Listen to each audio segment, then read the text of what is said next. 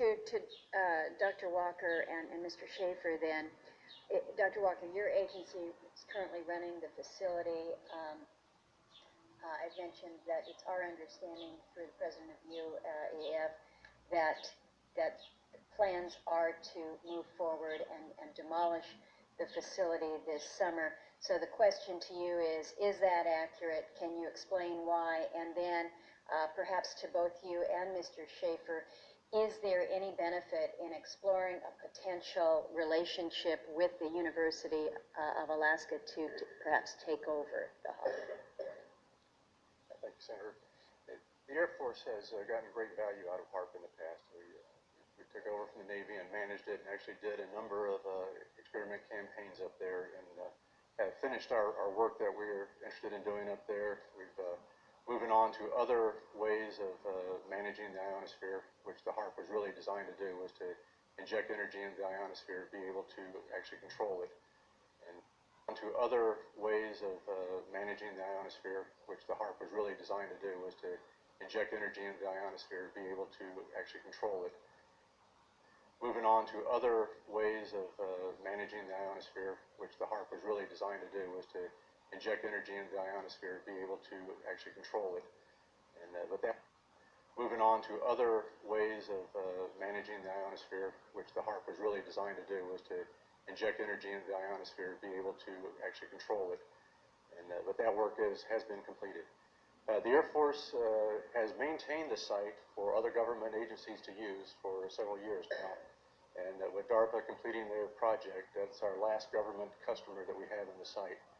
We have put out a call government-wide for other agencies that had interest in managing the site or taking it over, and including going out to academia and seeing if there was any interest there. We have gotten interest from the university in Fairbanks. However, the interest we have is that they will run it if we fund it, which is unfortunately in this fiscal environment we're in right now, this is not an area that we have any need for in the future and don't see that it would be good use of Air Force S&T funds in the future.